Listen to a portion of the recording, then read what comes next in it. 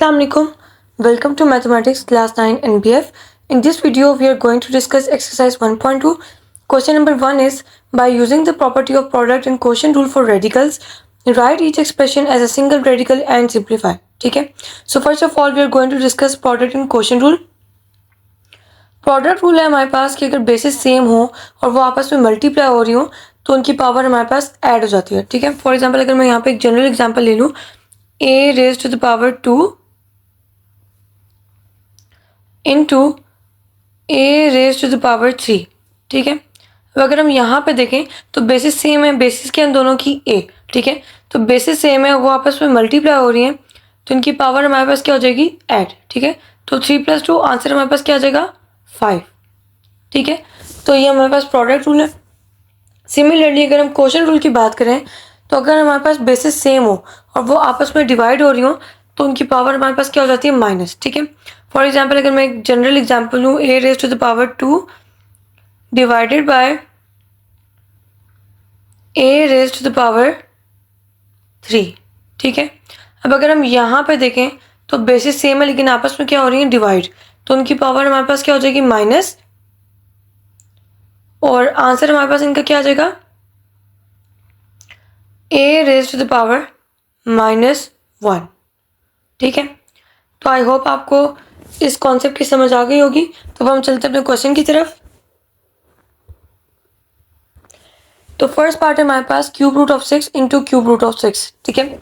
तो हम cube root को पहले इस तरह लिख सकते हैं, 6 raised to the power 1/3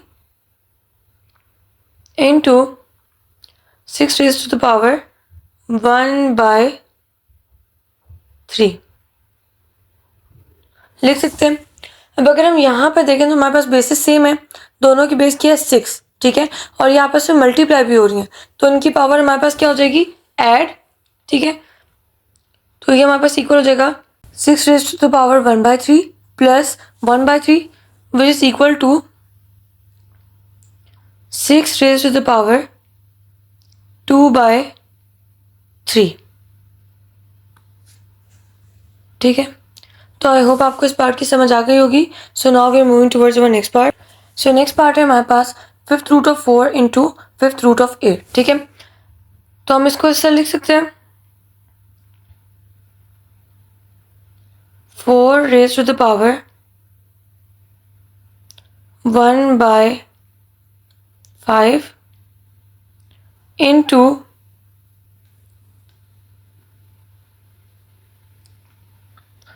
8 raised to the power 1/5 लिख सकते हैं. अब अगर हम देखें तो 4 और 8 ये दोनों हमारे पास 2 की पावर, 4 हमारे पास है 2 की पावर 2 और 8 है हमारे पास 2 raised to the power 3. ठीक है? तो हम इसको लिख सकते हैं इस तरह, 4 को 2 raised to the power 2 whole 1/5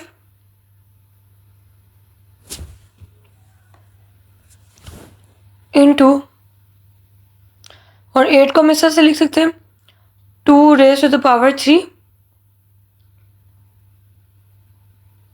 whole 1/5.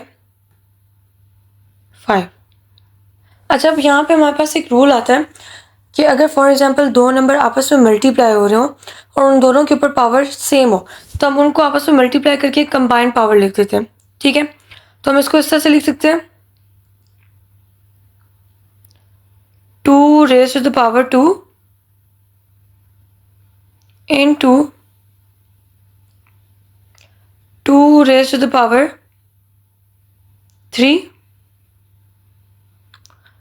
whole 1/5. ठीक है? अब हम अगर यहाँ पे देखें तो हमारे पास बेसिस सेम है और वो आपस में मल्टीप्लाई भी हो रही है तो अकॉर्डिंग टू प्रोडक्ट रूल इनकी पावर हमारे पास क्या हो जाएंगी, ऐड.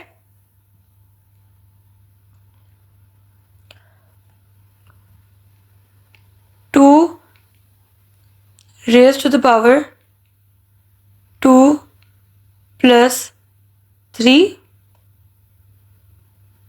whole 1/5, ठीक है।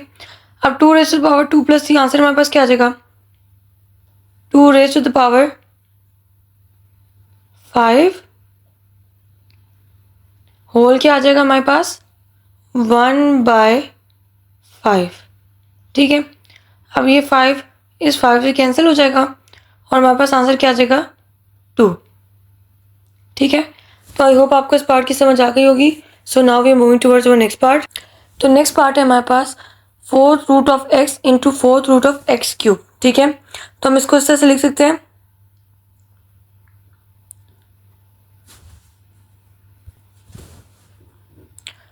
x raise to the power 1/4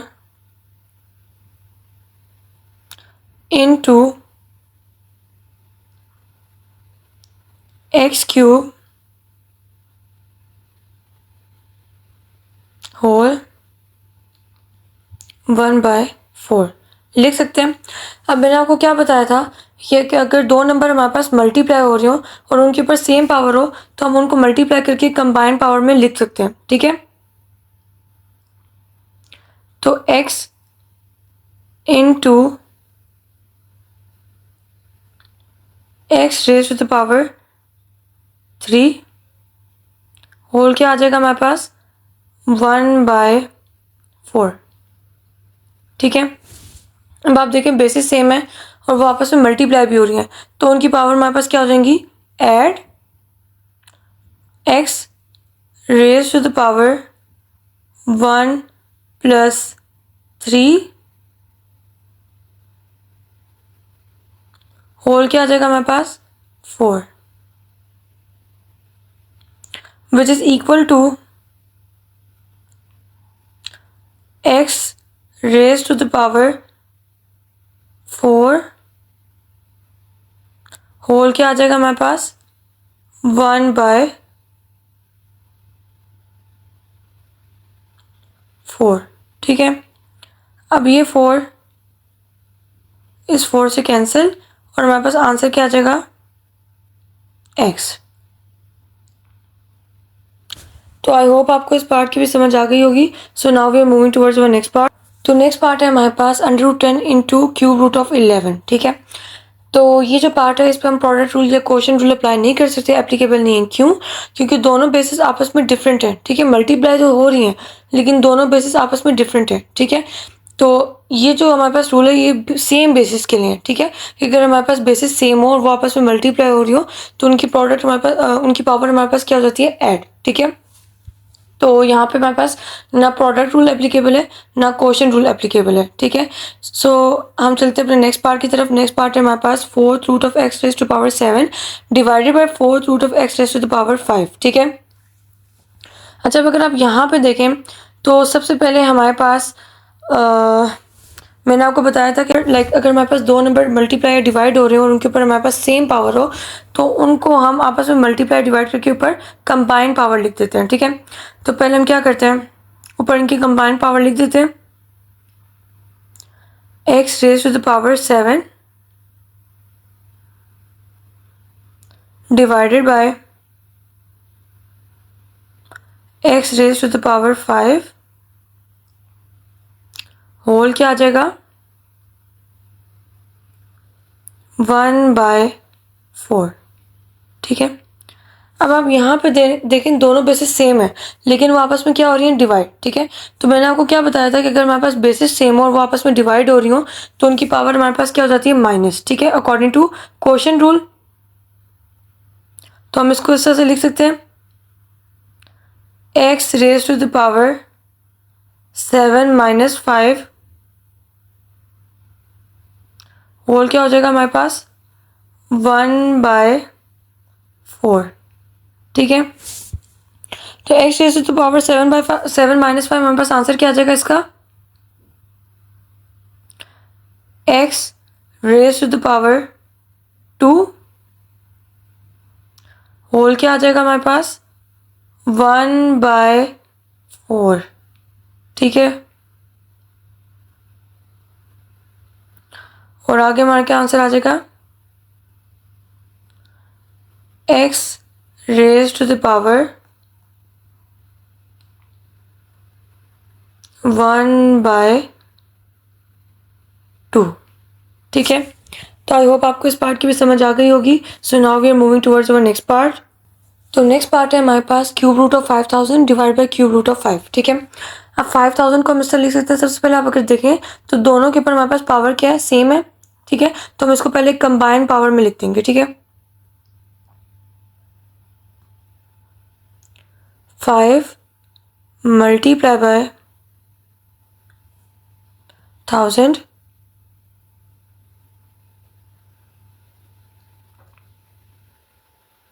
divided by 5 raise to the power 1/3, ठीक है। अब आप अगर देखें तो सबसे पहले अगर आप यहाँ पे देखें तो हमारे पास 5 और 5 है, ठीक है। तो हमारे पास क्या है कि अगर हमारे पास बेसिस सेम हो और वो आपस में डिवाइड हो रही हो तो उनकी पावर हमारे पास क्या हो जाती है, माइनस, ठीक है। तो हम इसको लिख सकते हैं 5 raise to the power 1 minus 1 multiply by 1000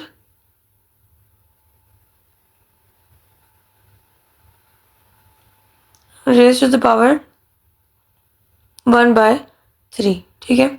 अब 5 रेज टू पावर 1 माइनस 1 हमारे पास क्या हो जाएगा, 0, और ये हमारे पास इक्वल टू 1 आ जाएगा, ठीक है। लेकिन फॉर एग्जाम्पल अगर हम यहाँ पे देखें तो a raise to the power 0 हमारे पास किसके इक्वल होता है, 1 के, ठीक है।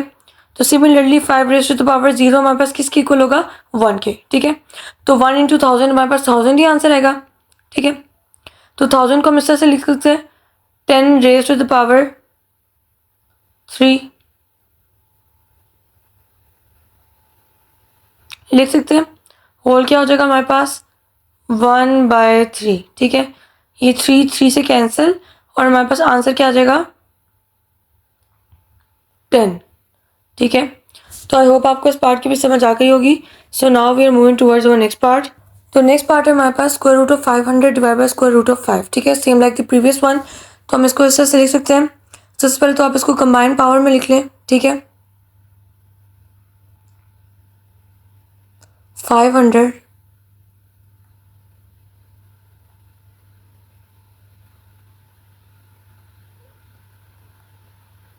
Divided by 5 raise to the power 1/2, ठीक है। हम इसको इस तरह से लिख सकते हैं, ठीक है। अब अगर हम फर्दर देखें तो फर्दर हमारे पास क्या होगा, हम इसको इस तरह से लिख सकते हैं 5 multiply by 100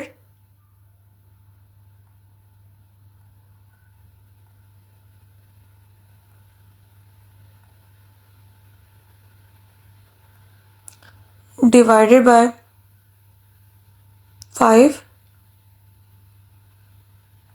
raise to the power 1/2, ठीक है। अब अगर हम यहाँ पे देखें तो बेसिस सेम हो और अगर वो आपस में डिवाइड हो रही हो तो उनकी पावर हमारे पास क्या हो जाती है, माइनस, ठीक है। तो हम इसको यहाँ पे इस तरह से लिख सकते हैं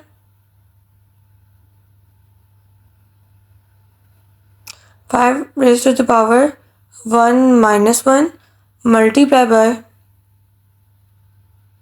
100 होल 1/2, ठीक है। तो 1 माइनस 1 यानी 5 की पावर 0 और हमारे पास इक्वल हो जाएगा 1 के, ठीक है। तो 1 इंटू 100 100 आ जाएगा। 100 को हम इस तरह से लिख सकते हैं 10 raise to the power 2 whole क्या हो जाएगा हमारे पास 1/2, ठीक है। ये 2 इस 2 से कैंसिल हो जाएगा और हमारे पास आंसर क्या आ जाएगा,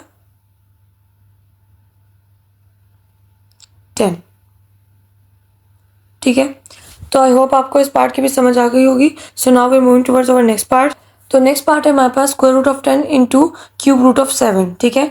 तो ये भी हमारे पास एप्लीकेबल नहीं है। इसमें हम प्रोडक्ट या क्वोशिएंट रूल कोई भी अप्लाई नहीं कर सकते क्योंकि हमारे पास यहाँ पे बेसिस सेम नहीं है, ठीक है। बेसिस अगर सेम हो और वो आपस में मल्टीप्लाई हो रही हो तो उनकी हमारे पास पावर क्या हो जाती है, ऐड, ठीक है। यहाँ पे मल्टीप्लीकेशन ज़रूर हो रही है लेकिन यहाँ पे हमारे पास बेसिस सेम नहीं है, ठीक है। तो आई होप आपको इस पार्ट की भी समझ आ गई होगी। So this was the final part of this video. I hope आपको इस क्वेश्चन की समझ आ गई होगी। अगर आपको इस क्वेश्चन से रिलेटेड कोई भी कन्फ्यूजन है तो आप कमेंट बॉक्स में पूछ सकते हैं, मैं आपको वहाँ पर रिप्लाई कर दूंगी। ठीक है, इस एक्सरसाइज से रिलेटेड जो नेक्स्ट क्वेश्चन हैं वो हम नेक्स्ट आने वाली वीडियोस में डिस्कस करेंगे। प्रीवियस एक्सरसाइज मैंने डिस्कस की हुई है, आप चैनल पर जाकर देख सकते हैं। टिल देन, अल्लाह हाफिज़।